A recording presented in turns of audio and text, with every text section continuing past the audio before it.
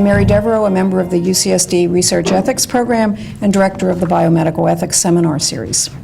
Today's event is part of a series hosted by the San Diego Science and Technology Council to pool our collective wisdom about complex issues we have in common. As many of you who have attended our events realize, the San Diego Science and Technology Council is a network of regional science and technology organizations. The purpose of the council is to enhance the innovation capacity of the San Diego region. One of the ways in which we seek to accomplish that objective is engaging opinion leaders in science and technology policy on issues of common concern. Our current concern this afternoon is changing public perception of research. The work of basic research has traditionally been done by investigators interested in the objective pursuit of purely theoretical knowledge. In the last decades, basic research has been confronted by a chorus of voices who challenge this premise and who seek to regulate research because it may create ends that are troubling, including a world in which social divisions are deepened. In two areas of basic research, space science and genetics, these challenges have been serious enough to alter the public policy of regulation itself. Are concerns about possible ends of research part of the basic research problem? Is the pursuit of social justice a legitimate part of the duties of the investigator? This evening, we have the opportunity to explore these important research policy and ethical issues with our distinguished guest. It is my pleasure to introduce Laurie Zoloth. A University of California alumna, Dr. Zoloth is currently Professor of Medical Humanities and Bioethics and Director of Bioethics in the Center of Genetic Medicine at the Feinberg School of Medicine at Northwestern University. She is also Professor of Religion at Northwestern in the Weinberg School of Arts and Sciences. From 1995 to 2003, Dr. Zoloth was Professor of Ethics and Director of the Program in Jewish Studies at San Francisco State University. In 2001, she was President of the American Society for Bioethics and Humanities. Dr. Zoloth is a member of NASA, the National Advisory Council, the nation's highest civilian advisory board for NASA, the NASA Planetary Protection Advisory Committee, the Executive Committee of the International Society for Stem Cell Research, and she is chair of the Howard Hughes Medical Institute's Bioethics Advisory Board.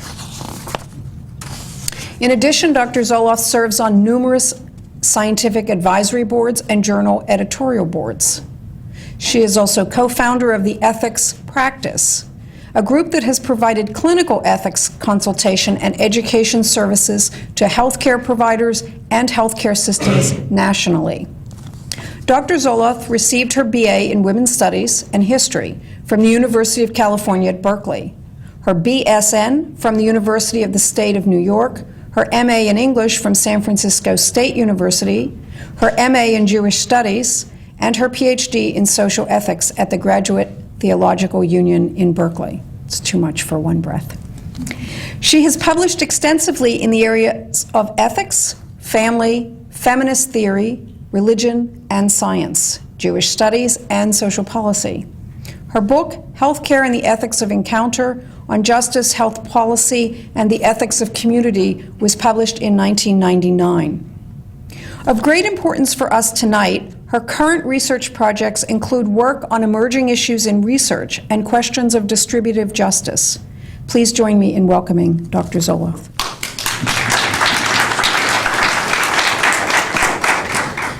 She didn't mention my granddaughter. I'm proud of me, thank you. I want to give a confession tonight, which is that I'm going to talk about something that I've not yet really spoken about or worked with. And normally, I very carefully think through the issues and publish on them and then go out and try them out after I've written substantially on them. But while I've written a great deal on social justice and in healthcare reform, and I've spent a lot of time this spring, which I'll share with you, I've not yet turned my full attention to the topic of tonight's talk. And for this, I want to thank my extraordinarily kind and creative and thoughtful host, particularly Sarah Burke, who's ridden around with me all day today, because she asked me to talk about this and really called the question of social justice and basic research, pulling together two parts of my own research interests, one on basic research and one on social justice, and said, well, what do they have to do with each other? A question that was recapitulated by, at the nurses forum that I spoke at this morning, with a nurse educator who said quite thoughtfully, so Dr. Zoloth, with all this emphasis on the poor, why are you on the National Advisory Board of NASA again? What is that about? So I think it's an interesting question to raise with you. And secondly, I think because this topic is one that is at the edges of much of our current debates. So I wanted to raise the issue, is the future fair at a moment when we're making decisions about the future, and when you as Californians are faced with rather monumental decisions about the future, and when our country is really faced with significant issues about the future, and with both opportunities and curses, and in the classic religious tradition way of thinking about it, the same week that we learn about such promising ideas as human embryonic stem cells at the forum yesterday, we also learned about the near collapse of the united effort against AIDS in Thailand. And I think that's an interesting juxtaposition of world events. So is the future fair? So I have to give another confession, which is at the end of every talk, and many of you have heard my talks about this, about bioethics, and in every article, I actually checked, I re-Googled myself so I could check on this. At the end of every article I've ever written, I call in an inchoate but sort of sweet way for justice, right? I think that at every point I say, and by the way, one of the issues we need to talk about is how this good ends, this good research, will be fairly distributed in a world that lacks basic, decent, minimal access to healthcare services, as does our American world. And yet, what does that mean really when I call for healthcare justice? In what way does that impact on my call for supporting stem cell research?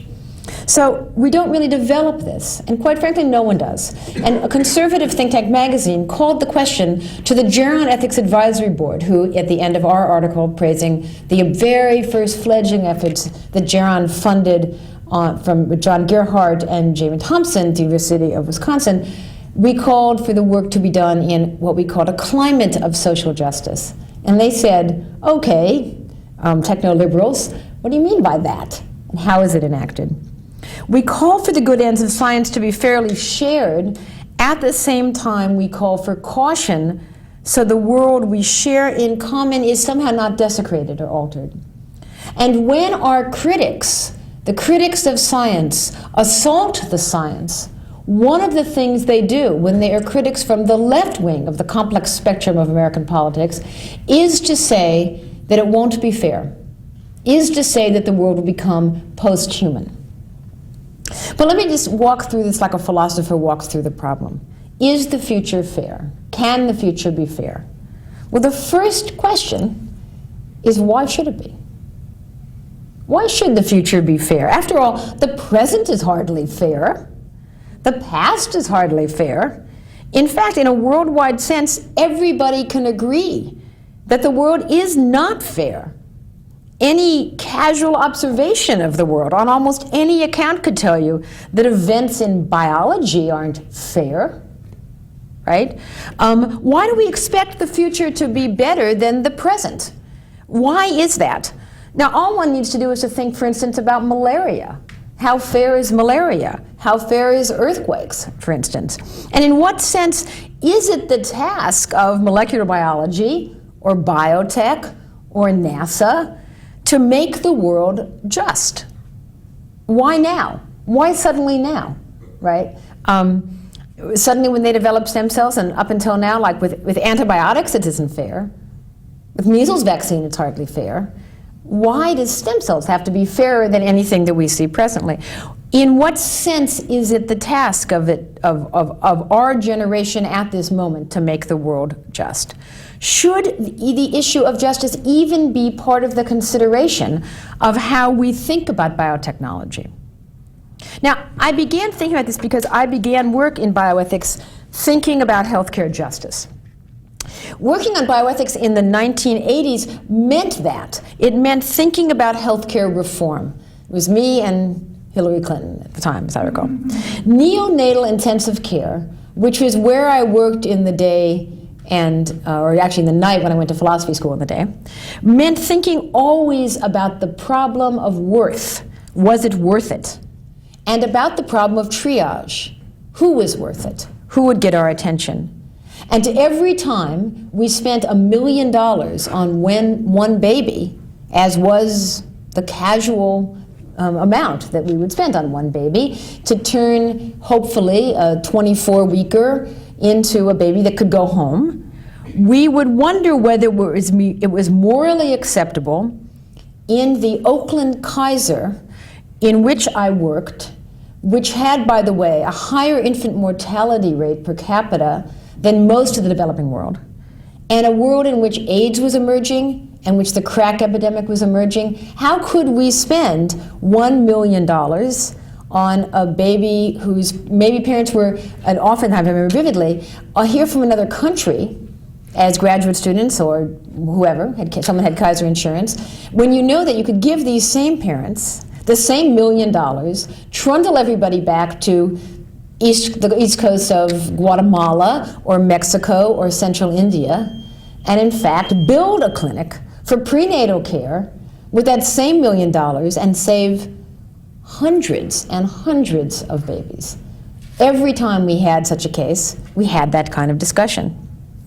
In my work now, I'm led to two problems which, at the end of a list of moral issues, always emerges. Justice is a serious issue in basic science. Should we explore space, and should we publicly fund, research in human embryonic stem cells, are the two questions that really are before us this very year. Now, space exploration has many other moral issues, and my colleague Larry Smarr and my buddy Larry Smarr is on the NAC, and he knows that I fret about this all the time. It's like what I do in NASA is worry. It's a characterological thing. Should we risk human life for knowledge, which is one of our moral status questions? When we cross borders understood as natural, what is it that we have done? And is some knowledge forbidden? Are core questions of space exploration.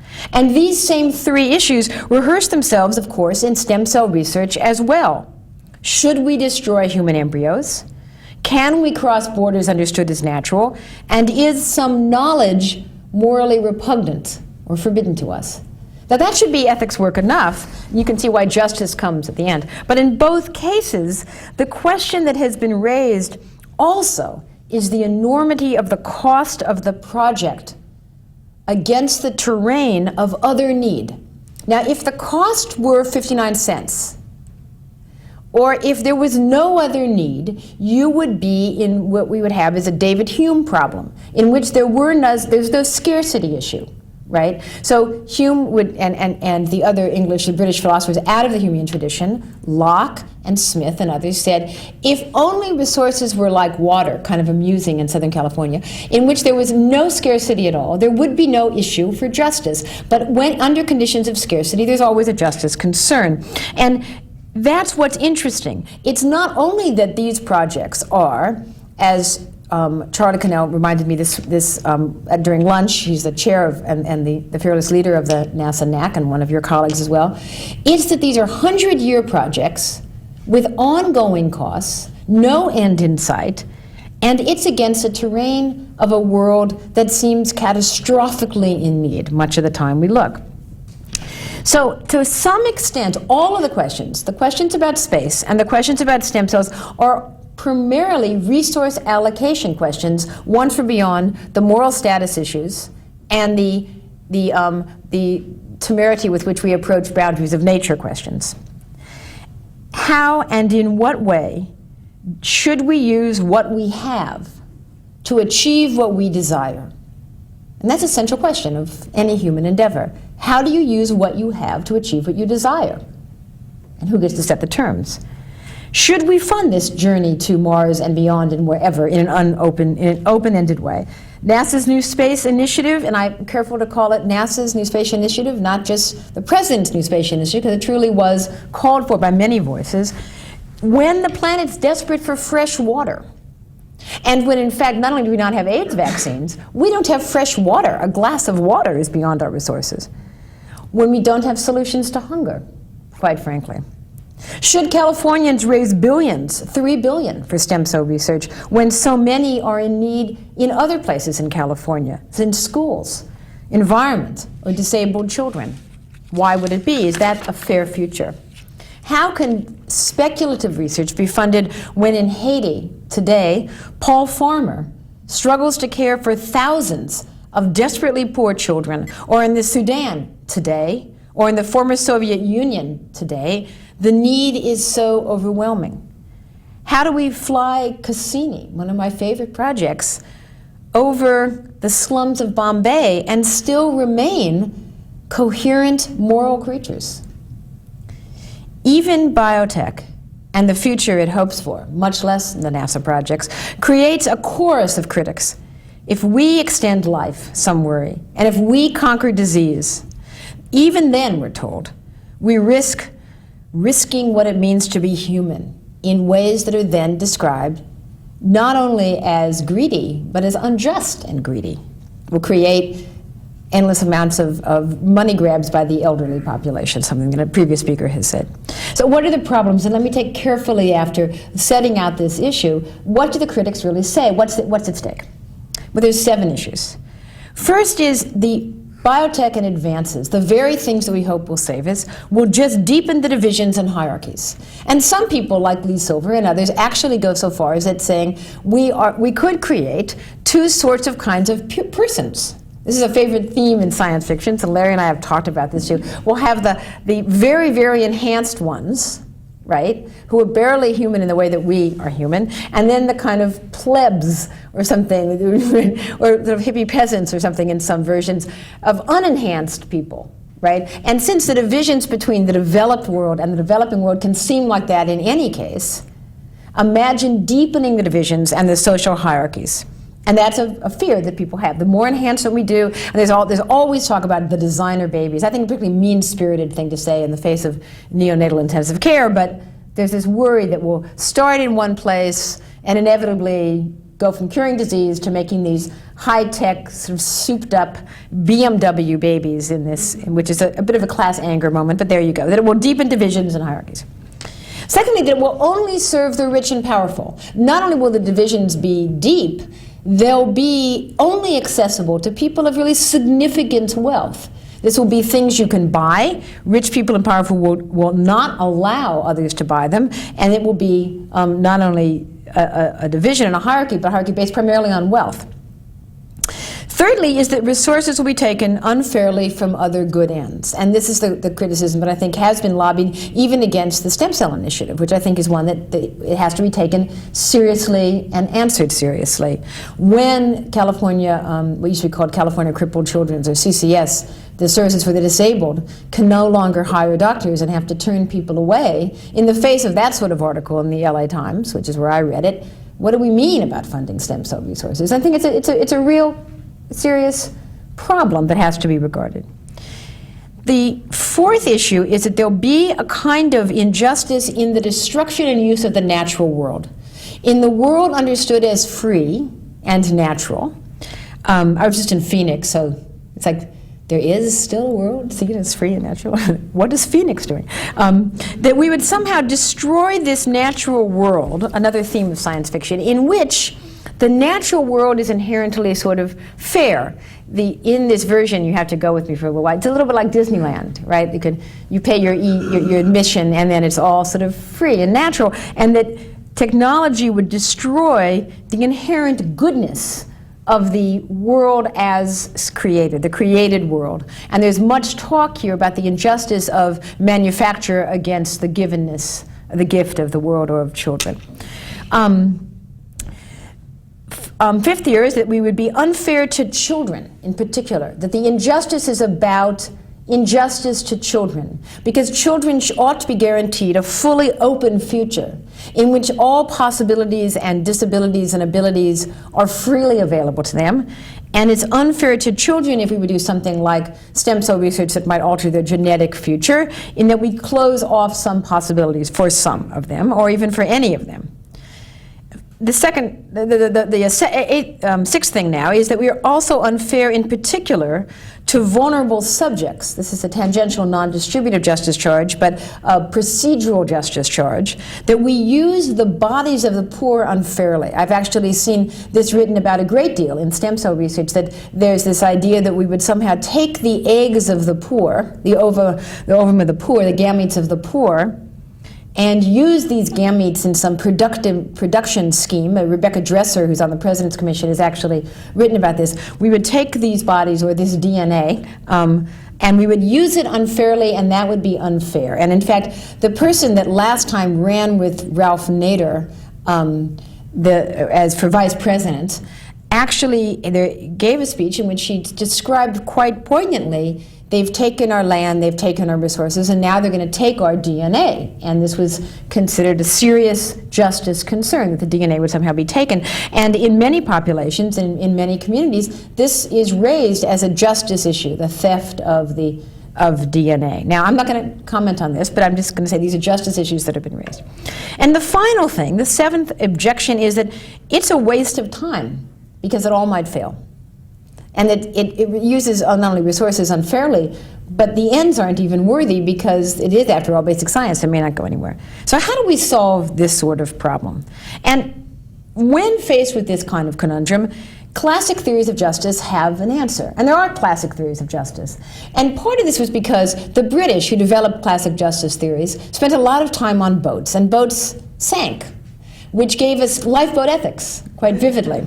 So this was a useful piece of history, because we have a lot of work on justice, all because of things like this. And so there was questions about when there was only a few places on the lifeboat. So almost all of lifeboat theory and justice theory emerges from this one particular paradigm. So we actually have a lot of resources, and we can go through 6 theories of justice that actually are the classic ones in the field, and colleagues may add some more of their favorites. And the first one is, of course, the greatest good for the greatest number. Now, this theory, utilitarianism, or consequentialism based on utilitarianism, has fallen on hard times in recent years. It was an interesting theory, and I think we shouldn't let go of this theory so easily. We, after all, are Democrats, right? In the small d form of the noun. We're Democrats. We're here because we like the greatest good for the greatest number. It's called voting, which sort of used to be how we decided things. That's the greatest good for the greatest number, and that's not a bad idea, right? Now, it's become parodied and caricatured, like as if it's mere instrumentalism. But in fact, in the theory of utilitarianism, and this is important, one doesn't have rights that are freestanding entirely or inalienable. One has one right, which is to live in a well-functioning society, a well-functioning democracy, right, in which each counts for something, but not for everything, and one negotiates the ends of the society, which are to live in a free and democratic way, in a way with the greatest good, for the greatest number, by negotiating what of your rights you will allow to be infringed upon. Now, there are some problems here, and there's some limits here, and the absolute limit was, of course, slavery, which we could make people very happy, and we could create great good for great number. And when I do this with my students, I do something like I take someone hostage and then sell them, right, to the rest of them. So I could take, for instance, Dr. Smar, who's very smart and worth a lot, and take him from you and sell him, say, on the open market, and give you all the money and make you all very happy, right? You could be really happier. You'd be happy, right? This would create a lot of happiness for all of you individually. And the only problem was that he would be in slavery. Because, see, I would have sold him to somebody. I don't know, Stanford or something, you know. They'd pay a lot, right? And if that were the case, what would be the wrong? And that was the wrong initially in this justice theory. And Kant points this out to people like John Stuart Mill. It's not right because there's certain rights that would be lost in that. So the flaw of that justice theory of greatest good for greatest number is the instrumentality of the use of the self. Still, it's an interesting theory. And we might think about that still as a useful and important way to resolve our issues of justice. I don't want to let go of utilitarianism so easily, even though it's fallen out of favor, I'll admit. The second theory is just equal shares. We have a scarce commodity, right? We have some resources. Let's give everybody an entirely equal piece without regard to their merit or to their history or to their future or to their possibilities. And this is actually an interesting idea that is bootlegged in from religion. Why do people deserve an equal piece, we might ask? You can see great is good for the greatest number. Why? The rationale is quite clear. We want to all live in the best functioning society, and we believe in something like democracy. But why exactly equal shares? Well, that's a bootleg theory from the fact that we're all exactly the same. We're daughters and sons of one deity, and the deity should make it all fair for everybody, kind of like you fantasize your parents might do, and you should get an exactly equal share to start with. So that's one other theory of justice that we might think. And we might say that, okay, that's the case. So Californians should raise a lot of money in the bond, and some of it should go to stem cells, and some of it should go to nanotechnology, and some of it should go to women's health initiatives, or whatever. You could put in, everybody could raise their hand, and everybody would get a precisely equal share of that which was given. Another way to do it. A third theory of justice, I think is an interesting one to think about, is that what you don't get is an equal share. You get an equal shot. You get an equal chance. And you can trick around with this, and John Rawls, with affirmative action, did some interesting stuff. And you can see Californians are still struggling mightily about whether that's right or wrong. Whether if you gave everyone just an equal chance at the start gate, that would be a justice theory. Right? So what you gave them was a chance, and then you could then do another outcome based on thing. Some people could say you give everyone an equal chance and then you just run with it to the finish line, but you make the start line equal. Some people say you give everyone an equal chance by having a lottery, right? And that's what you do with it. So the California lottery is such a thing. Everybody can spend $1 and I get an equal chance of winning the big prize. And that would be a justice theory that one might work. A fourth one is what I call the Titanic strategy, which was if you have the gun, you get the biggest share. So it's a power or status-based theory. If you have the most money, if you have the most power, if you start out with power, then you are entitled to fight for it and keep it. And we use that in some ways. We have some ideas about that actually in the marketplace play out in interesting ways. A fifth is something like just desserts, right? In which you work hard and you get what you are owed. Now, Americans are almost as fond of that idea as the utilitarian idea. And there's variance on that about just desserts. Sometimes we think if you are old, you've worked hard and you've aged and you get some credit for being older. When people are worried about the future being snatched from the young by the old, it's a little bit based on what we've decided actually as healthcare policy, which by shifting the goods and services of the healthcare system to the old from the young, we've done something like that in our society. But that is a variant of a just desserts theory, that the generation that is the greatest generation, that did all this work by surviving the Depression and fighting World War II, and subsequent wars, I would imagine, and setting the thing up, the California Compact, they deserve something from us, some just desserts for their work, which is the basis of hopefully not their biological age, but their social age and the worth to which they've accrued. We also believe in just desserts in a variant of a marketplace system, that you can really, if you can make it, and you can be a good entrepreneur, you're entitled to whatever you make. And these are all variants of those sorts of theories. The sixth theory is the one that Paul Farmer, I alluded to, working in Haiti today, calls the preferential option for the poor, after the liberation theologian, Gustavo Gutierrez and others, who say, wait a minute, the theory that should matter is the kind of theory that emerges from a call for social justice for the poor in particular. So rather than preferring to give social justice organized around just desserts, hard work or status, or in what you're given in the beginning with, or even with equal shares, society should spend their research in such a way that the poor have a preferential option, that our first concerns and our first resources should go to the poor in particular. So it's not a new problem. These are all ways that have been tried to deal with the problem of allocation. And you could plot any of those theories against our problem of social justice. There's the classic theories, classic liberal theories that have been raised and promoted, and to some extent that we live by. Now, that it's not a new problem, and that the core problem of antiquity was resource allocation is interesting to someone like me who's also interested in religion. One way to look at this problem that gets us off classic liberal theory is to go back to an older time before the self emerged in Protestant theology as a discrete entity with rights, to 3 texts of antiquity that I've been taking a look at over the last year. And look at these texts with the kind of interest about debt and forgiveness that's at the core of some of the social justice issues. Because what's at stake is, how do the poor get to be poor?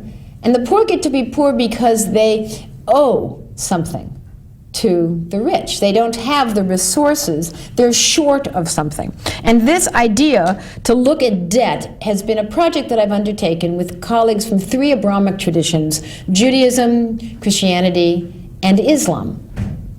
For these Abrahamic traditions, the issue of injustice presents a major social and theological catastrophe. What is my obligation to the poor? What must I do about the suffering of the other? And this problem represents itself at catalytic moments in the 3 traditions.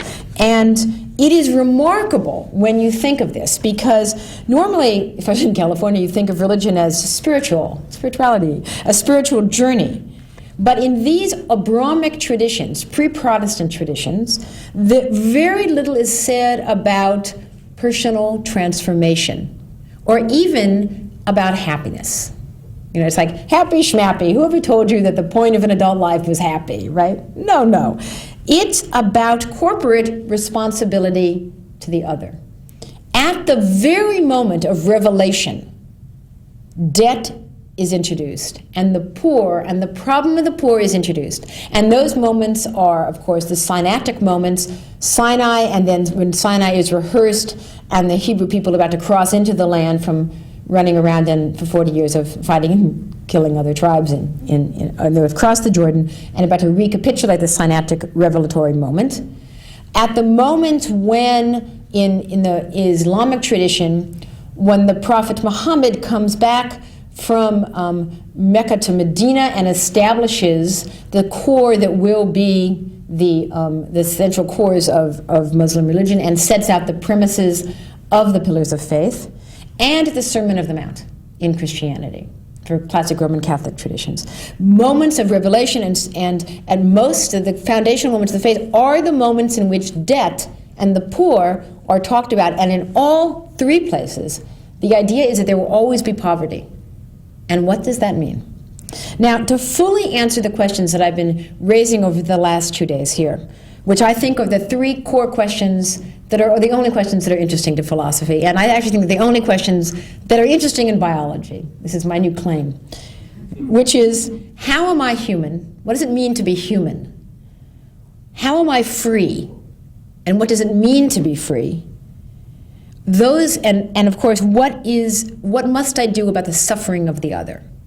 So those 3 questions are how I've been organizing the last few days, and I think the means that answer the first 2 questions about humanity and liberation are only through the lens of the 3rd question. What must I do about the suffering of others? And all of you who do medical research as basic research are on that 3rd question, I think. And that's the dignity that I find in the moral gesture of basic research, which is going to be core.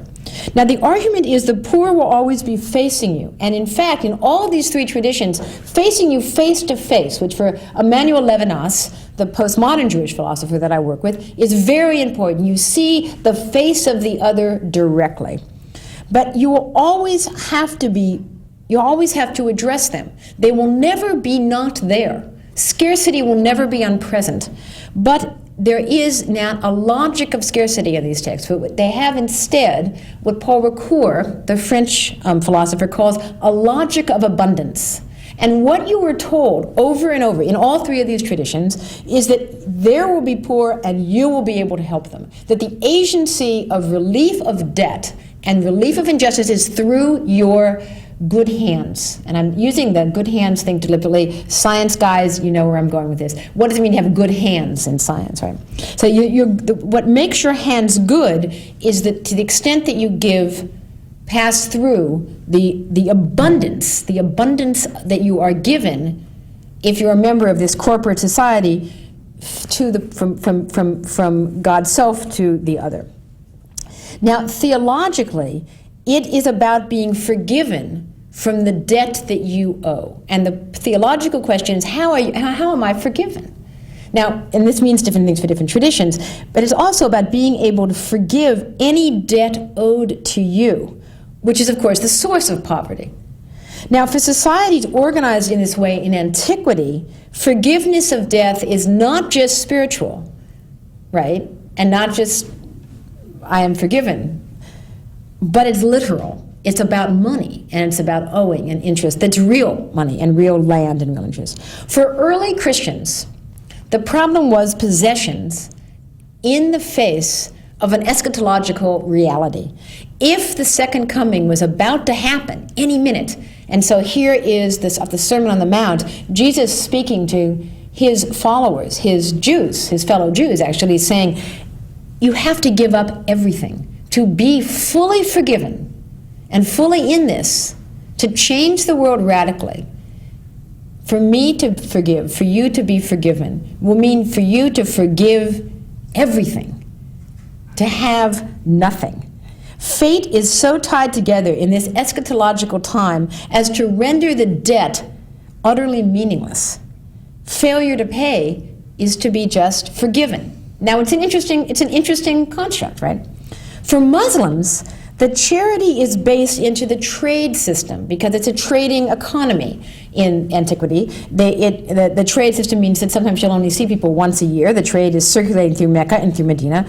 And what is done is not about being nice or compassionate. It's about giving in a structured way 20% of all wealth for other travelers. And of course, part of this is historical, that people were leaving Mecca under a situation of oppression, could come to a situation of relative freedom, but they were impoverished. They had nothing, and they had to be reestablished as citizens. Hence, 20% of all that was taken in the system was then given right back to the traveler. And a thing that is interesting about the way that charity is given and still given in Muslim societies, if a beggar has his hand out, you never put the money in directly, lest the beggar imagine that the money is coming from you. The money comes from God, and so you put your hand underneath to give the beggar the dignity of the picking it up himself. Small detail in this society. That's an important, I think, moral gesture in how you honor both parties. For Jews, the structure of the agricultural system and of the marketplace was such that abundance is inherent in the system itself. And this is a curious idea. In this system, justice to the poor works in three ways. First, one has an absolute obligation to one's family as broadly defined. So not only is the poor in your face, so to speak, the poor is your brother and your sister. And you are forbidden to turn away from her debt and your obligation, which actually is an interesting thing when you think about homelessness in American society, because homelessness is a peculiar thing. Every homeless person at one point had a family, came from a family, was a child, had something, unless everybody's an only child who was an orphan, which is statistically not possible. So the question is, what's our obligation to our actual family? I think this all the time because there's so much stuff about surrogate parents and IVF and wanting it genetically matched and blah, blah, blah. But then meanwhile, are people nice to their brothers and sisters? Do they like the people who most genetically like them? Unlikely, right? So there you go, right? And what is our obligation to your actual brother, to your actual sister, to your actual parents, to your actual children, to your aunts and to your uncles? And so the first obligation was, by the way, to say, no one in your family should be poor. Which is a large thing to say, by the way, if everyone took it quite seriously, interestingly enough, because there's an inherent injustice within families. The second is that no one has a claim on the corners of the field. So the fields are given, and no one has a claim on their corners, and no one has a claim on the gleanings of the harvest. Now, you're Californians. How many of you have tomato plants? Zucchini? Come on, guys. San Diego, it's paradise, right? Okay, so for those of you who don't, explain to the person next to you that you will always grow too many, right? Gardeners, am I right here in this? You'll plant the zucchini, you'll plant the tomato, and you'll make too many.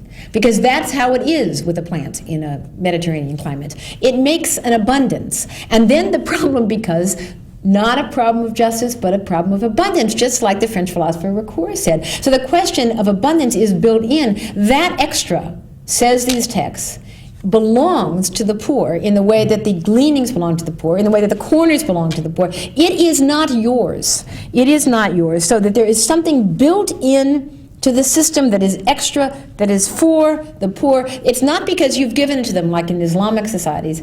It's theirs, they own it. Right? You're the temporary steward, but you don't own those corners. And you're allowed to say nothing when someone comes in to the corners and just takes it, because it's theirs. It belongs to them.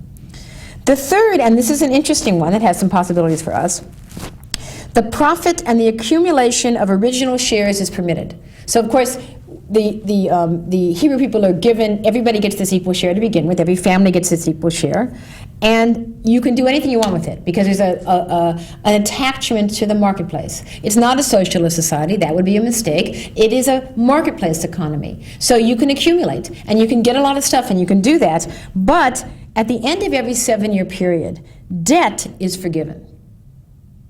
Debt's forgiven. And you're forbidden to calculate in advance in year 6, I'm not going to give a loan because I'm going to have to forgive it next year. That's a forbidden act. So you can do anything you want in the marketplace, and you can loan and you can borrow and this and that, but at the end of every 7-year period, the debt is eliminated, though the accumulation of property stays the same. But at the end of 7 times 7 years, 50 years, there's a jubilee, which is the final system of justice, which is a return to everyone's original position. So you can accumulate as much as you want for 2 generations, and then you have to start over again. So notice that it's a subtle system of a marketplace economy, but with some limits on complete excess on dynasties. And that's an interesting way to think about it. Okay, now all this is very nice, Laurie.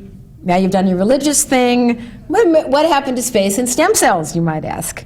What does this position mean? How does it plot out? Now notice I've walked you through classic liberal theory and 3 theories of antiquity. So what do I think we should actually do? Let me make 3 claims. The first claim is that the future should be fair. I think it's a legitimate question to ask why. And when I ran this by my teenage son, he said, well, why? It hasn't been fair before. And I said, this sounds to me like the nobody else cleans up his room response. And the fact that nobody else cleans up their room except I'm asking you now is the way I want to think about this. The fact that nobody else has cleaned the mess up doesn't mean that you can't clean the mess up. And in fact, to call for justice is my job. So maybe nobody else will call for justice, but I'm going to call for justice. And I think if you're interested in social justice, and if you're interested in ethics, one of the projects of this center, one of the jobs of a center such as this, and an intellectual project such as this, is to make that persistent call for justice. In America, I think it's particularly important because all of the great medical research and all of our hospitals are based on one problem, that 44 million Americans don't have health care insurance, unlike any other country in the developed world and many in the developing world. So that's a big problem, right? Even if you're just thinking about American landscapes. We cannot be creatures that don't reflect on justice. We do reflect on justice. I said yesterday that I thought that humans might be shaped for healing like they're shaped for language. I also think we're shaped to notice injustice almost immediately in social situations and to reflect on justice. And we can't, it's too late for us now not to reflect on us. It makes and distorts our work in ways that we would not choose to ignore the problem of the poor that is before us. Once put before us in antiquity, they can't be ignored without a cost. They can be ignored, but not without a cost. So I think that the claim that the future should be fair is an important one to make. The second claim is that criteria can be set for such fairness. That saying it should be fair means that it implies that you might set specific criteria by which you would judge whether you've made a fair future or a fair enough future in which to proceed. And then you have to have the third problem, which is, so what's the content of this criteria? And this is my open question, but let me tell you my initial ideas for justice. So the first one is that the telos of the project, the intended ends of the project, be ones in which all could share. Now, that's why I support stem cell research, frankly. Not so much because I'm sure that it will play out therapeutically. I don't know if it will. And not only because I have a deep respect and affection for pure, basic science, because I like the moral gesture of the flinging oneself into the dark and unfathomable unknown, which I do. I like stem cell research because I've become convinced that if it works, it will be and create a kind of medicine that, unlike organ transplants, could potentially be quite fairly distributed. And this is because, and those of you who do biotechnology in this audience know, that for stem cell research to work, it has to be scalable and universalizable, just like drugs, like small molecules. And things that make good business sense make really good justice sense. And that's a reason why when people talk about this sort of medicine, good genetic medicine, and they say it has to be scalable and universalizable and available, without refrigeration in every clinic, that's the kind of research that I like, and that's the kind of research that I think can be defended. And this is why I think space travel has a bit of work to do, and I think some work could be done intellectually to establish it, the need to incorporate attention to such things as planetary science and earth sciences that make it this kind of technology, the kind that's accessible to all, and to technologies of what's called dual use. So if the ends can be widely shared, and the wider the shares, the more just we could judge the criteria for the project, then I think you have a good criteria for the project being considered a just one. 2, I'm attracted to the work of Paul Farmer. I think he calls on us, and how many of you have read the book about him and know his work? There's a few. It's becoming quite the current thing in teaching in medical school. It's an interesting piece of work. It's an interesting intellectual project. Tracy Kidder's book, Mountains Beyond Mountains, actually details the project, and it's worth a read. It's a complicated problem, how far you personally would go in the search for justice, but at least you can read about it, which is the start. And what he's done is to center his work and the work of a foundation around a group thing called Partners in Health in Haiti, in the poorest, most wretched part of Haiti, and it is to pay attention one by one to the poor. And I think his idea that the preferential option for the poor as the liberation theology in practice has to be considered seriously. So at least I can say perhaps not a preferential option for the poor, but the poor in particular will have an equal chance to use and benefit.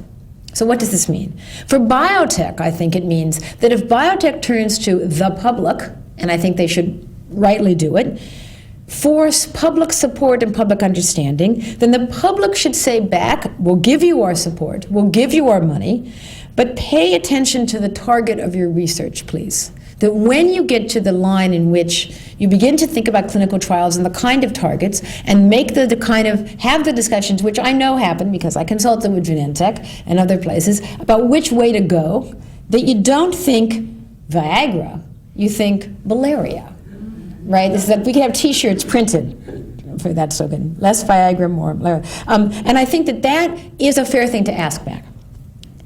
Third, I think that the persons in positions to gain have to ask themselves the question of right livelihood.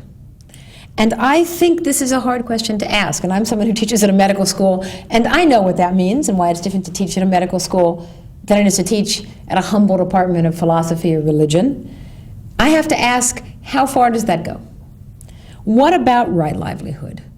How much more than the President of the United States should you get for being a doctor or a researcher or whatever, right? How much more than a teacher in a high school should you get? I mean, this is a question that Americans have a very hard time thinking about. And you can see that the issue of huge salaries for researchers without reference to what is paid high school science teachers creates a problem. And I'm telling you, as someone who is worried about the ballot initiative not passing, I think it's a good initiative, but that's a problem. That's a flaw, I would say, as an aside. It has to be that the flow of research dollars is for research, but with some attention to the essential inequities of Californian salaries. And I don't know quite what to do about such a thing, but I wanted to raise it and to think that perhaps people will reflect on it quietly in their own lives and over their own kitchen tables, which I hope are not made of marble. But then there you go. I think the fourth thing is the word justice in Hebrew and in Greek and in Arabic is linked with charity, the word tzedakah, right? And that justice is not delinked linguistically from charity is interesting. So doing justice and giving tzedakah is the same verb in these three languages. And a mechanism for justice should be decided upon in advance. Now that's the brilliance, I think, of the Islamic system, which says that 20% has to be given of your income. 20%, which would mean a day a week in some way. It's a lot. It's a big chunk. For Jews, it's only 10%. So then there you go. You could make your little moment. But that the corners of the field are given. And I'm trying to think about this creatively. And I am not a business person. But I understand that there must be something like tomatoes and zucchinis. There must be some abundance. There must be some corners of the field in production itself. I don't know what they are, but people must know them. And what would it mean to think, what are the corners of the field of this enterprise that is owed to the poor? And I don't know yet, but I think that that's a rich set of possibilities. I think that the 10% and 20% is a fallback position, but an interesting one as well. Then you don't give charity because you're one of 1,000 points of light. You give charity because those are the rules, the normative rules of research. Now, if you think it's impossible to make people good, I just tell you two things. One is, think of how few people you know that smoke. And in my parents' generation, most adults I knew did smoke. And in my generation, I know very few smart and powerful people that smoke. Okay, the Cuban cigar thing, and the governor, but there you go. But you see, it's a regular way. And secondly, in our generation, most businessmen that I know and most politicians take hours out of their week, every week, to jog. Yes? Many people here do that. And if you could do that as a species normal occupation, which is what it's become, perhaps service in some way could become a species normal occupation for the intelligentsia and for the academics and for the corporate leadership that we think about. I don't know how this would work, but I think it's interesting. And that leads us to the fifth idea, is that sacrifice of the most precious thing should be part of what is understood as a normative human behavior. Now, this was a big part of the animal sacrifice thing, was a big part of what it meant to be a human in relationship to a god, was that you would give nothing trivial or cheap. You'd give the first of your flock. You'd give something you really wanted for yourself, and that you thought you had richly deserved, and that you had grown, right, yourself. But that was the very thing that you would sacrifice. Not your child, firstborn, but your stuff would be sacrificed. I don't know, again, what that would mean. And I think it's an issue that should be discussed. What would it mean to sacrifice in a sincere way in our society? I think it's probably time more important than anything else. Sixth, I said that the corners of the projects be given to the poor, but to figure out how this could work, and what the poor should do about their own corners. And one of the interesting things about the Republican Party platform, I actually took time to read everybody's party platform this spring, was that the things that attracted my students in the Democratic platform, you can imagine teaching medical school, they're very attracted to a lot of the liberal theory, but what was attractive in the Republicans was the notion that there was personal responsibility for one's health as well. So if we're thinking about a future that's fair, it's got to also be one that's participatorily fair, and reciprocity of fairness is a piece of it. The poor cannot be victims to which the money flows in one direction. And one of the interesting brilliances of the text of antiquity is the expectation is the poor will also give tzedakah and charity. The beggar will give 20%. The beggar will give 10%. The beggar will give up possessions to follow Christ. And that's an interesting, different thing that we've not really played out in American public life or civic life. But what's asked for everyone is not differentially asked. And that's an interesting thing. The final thing I think is this is an interesting thing, and it's in many of the platforms and many of the ideas, is the idea that waste should be curtailed. One of the interesting features of the tragic downturn in the California economy, which, by the way, I too was fond of, that boom thing, was that people took a serious look at waste. And the one thing that is in common with every single party platform about the healthcare future is this one thing: eliminate waste. And that's an interesting thing, because in the business world, that's been done to try to resuscitate the modern California economy. And say what we will about the downsizing and the cruelty of this and that, it's a more efficient system. People are more productive, and it's more efficient because people waste less. And I know that's true in American hospitals. I don't know if it's true in every industry, but it's certainly true in the world of academia. What would it mean to insist upon this at all times? So to insist that there be no private gain for public international efforts. Now, those are 7 ideas that I had about how to make a future more fair, based again on other than liberal theory. I think they're a beginning of thinking about what we are called and to what we owe, to whom we owe our responsibilities. In all of my work, I've tried to push us away from theories that are rights-based. What am I entitled to? What is my right? To theories that are duty-based. What are my essential duties? What am I willing to do, and what are my obligations? And I think actually thinking about that in this way, about our future as one to which we are called, in that quasi-theological sense of being called by the present of the nowness, of the brokenness of the nowness, into the theoretical possibilities of the future, should happen at many different levels. When I was once asked, why the duties? Why do I think we have duties for healing or for justice? Where do they come from? Especially for people who don't particularly think that the answer, God told me, is a coherent one. I think the answer that I could come up with is because the world is fundamentally unfinished. Because if you see the world as mostly dark and not light, mostly unknown and not known, mostly unexplored and not explored, then the projects of exploration and of discovery and of basic research exist because, and concomitant to, the very brokenness and unfinishedness of the world. That there's something about the unfinishedness of the world that calls us to continuation and to finishing. And I think it's in the name of that call that the justice of the future becomes not only possible, but an imperative. That's as much as I have to say, so thank you very much.